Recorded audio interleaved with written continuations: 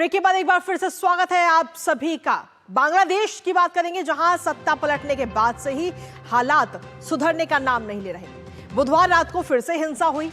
हिंसक प्रदर्शनकारियों ने बांग्लादेश के राष्ट्रपिता बंगबंधु मुजीबुर रहमान के आवास पर पहुंचकर तोड़फोड़ की। आग लगा दी गई, बुलडोजर से घर को तोड़ा गया और साथ ही साथ भड़काऊ नारे लगाए गए, भाषण दिए गए और अवामी लीग को बैन करने की मांग इन प्रदर्शनकारियों की तरफ से की गई है।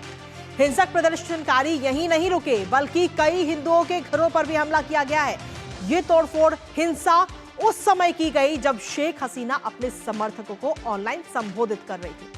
अपने संबोधन में बांग्लादेश की पूर्व प्रधानमंत्री शेख हसीना ने यूनुस को किस तरीके से घेरा है वो भी आपको दिखाएंगे, लेकिन साथ ही पिता के घर पर हुई हमले को लेकर के शेख हसीना ने कहा कि उनके पास अभी भी इतनी ताकत नहीं है कि वो राष्ट्रीय ध्वज, संविधान और उस आजादी को बुलडोजर से नष्ट कर सकें जिसे लाखों शहीदों के जीवन की कीमत पर हासिल किया गया है। इसके साथ ही शेख हसीना ने कहा कि वो घर को ढहा सकते हैं लेकिन इतिहास को नहीं।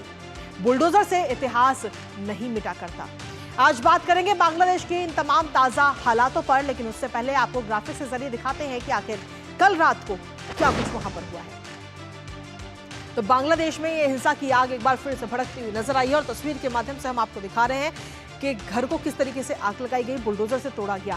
बंगबंधु मेमोरियल म्यूजियम में उपद्रवी वहां पर पहुंचे और इस पूरा जो म्यूजियम है उसको आग के हवाले कर दिया गया। ये तस्वीर भी हम आपको दिखा रहे हैं। शेख मुजीबुर रहमान का निजी आवास था ये म्यूजियम, और यहाँ पर अचानक से किस तरीके से प्रदर्शनकारी पहुंचते हैं और इस घर को आग लगा दी जाती है। देश के संस्थापक और पूर्व राष्ट्रपिता थे शेख मुजीबुर रहमान, और इस तरह से अगर हम देखें तो कई सारे सवाल खड़े हो रहे हैं। स्टूडेंट्स अगेंस्ट डिस्क्रिमिनेशन के संयोजक का फेसबुक पर ये जो पोस्ट है वो इस वक्त वायरल भी है।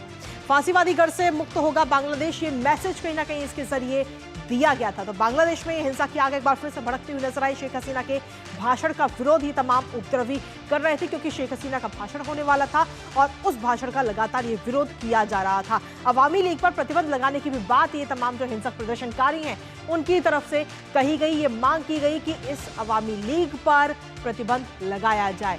तो भारत का जो पड़ोसी देश है बांग्लादेश, वहां पर एक बार फिर से हालात कहीं ना कहीं नाजुक बने हुए नजर आ रहे हैं। इसके साथ ही आखिर ये हिंसा क्यों भड़की थी वो इस पर एक बार नजर डालते हैं। आपको बता दें कि अवामी लीग की सड़कों पर उतरने की पूरी प्लानिंग थी और उससे पहले कहीं ना कहीं हिंसा भड़कती हुई नजर आई है। अवामी लीग आज सड़कों पर उतरने की पूरी प्लानिंग थी और उससे पहले यहाँ पर ये हिंसा प्रदर्शनकारी अचानक से पहुंचते हैं और हिंसा करते हुए नजर आते हैं।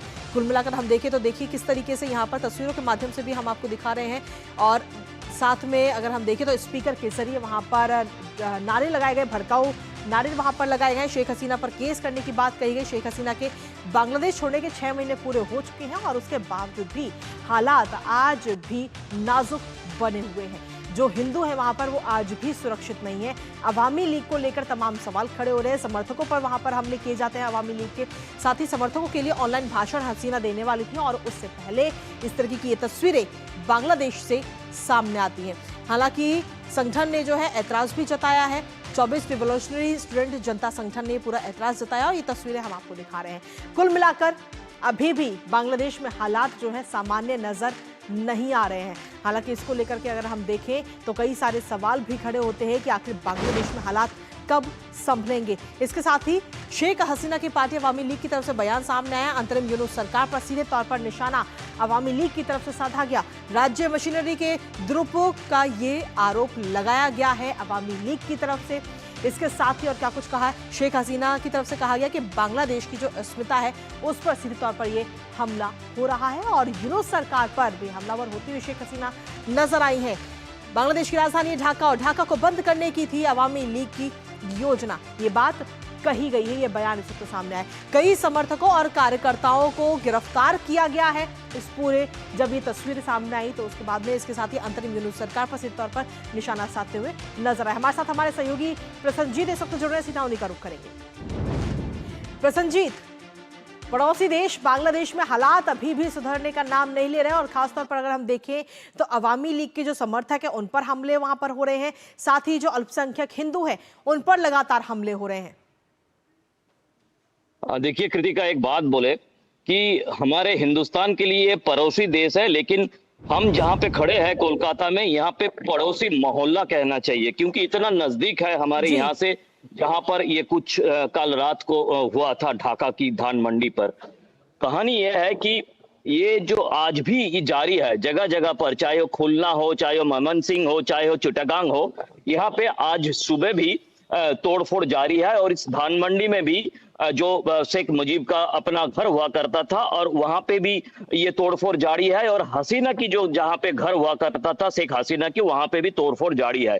कृतिका, कहानी ये है कि ये सिर्फ 5 अगस्त 2024 से 5 फरवरी 2025 आने के बाद ये एक मैसेजिंग है उस लोगों की, उन लोगों की जो अब वहां पे सरकार जबरदस्ती चलाने की कोशिश में है। जी। मतलब ये होने की बाद 5 अगस्त 2024 में सिविलियन कू होने की बाद जो यूनिस की सरकार जो है वहां पे इन लोगों की एक मैसेजिंग है भारत के लिए। और मैं अगर बताऊं कि ये मैसेजिंग है यूएस के लिए, डोनाल्ड ट्रंप के लिए, कि हम अभी तक मरे नहीं है।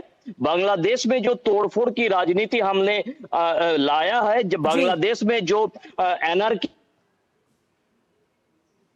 एनर्की का अभी तक अंत नहीं हुआ, तो इसीलिए आप लोग समझ के चले कि आप अगर इस एनर्की को खत्म करना चाहेंगे तो हम ऊपर से सरकारी तरफ से ये एनर्की को जारी रखेंगे। कृतिका, मैं एक बात कहकर इस अंत करूंगा, यह है कि बुलडोजर लेके जब 500,000 लोग किसी जगह पे तोड़फोड़ करते हैं, और वो भी अपने जाति के पिता की घर पे, और सरकार चुपचाप बैठे रहे, तो ये समझना मुश्किल नहीं है कि किसकी मदद से ये कुछ किया गया है और किया जा रहा है। कृतिका, बिल्कुल। और इसी के साथ ये भी कहा जा रहा है कि जब ये तोड़फोड़ हो रही थी तो उस दौरान वहां पर पुलिस भी मौजूद थी, लेकिन पुलिस कहीं ना कहीं मूक दर्शक बनती हुई नजर आई। फिलहाल बहुत बहुत शुक्रिया तमाम जानकारी हमारे साथ साझा करने के लिए प्रसन्नजीत। तो कुल मिलाकर बांग्लादेश के हालात इस वक्त सामान्य होते नजर नहीं आ रहे। हालांकि बांग्लादेश की पल पल की अपडेट हम आप तक लगातार पहुंचाते रहेंगे, लेकिन इसी के साथ फिलहाल न्यूज पंच में मुझे और हमारी पूरी टीम को दीजिए अनुमति। 2 बजे फिर होगी आपसे मुलाकात कुछ और अहम खबरों के साथ। तब तक के लिए नमस्कार।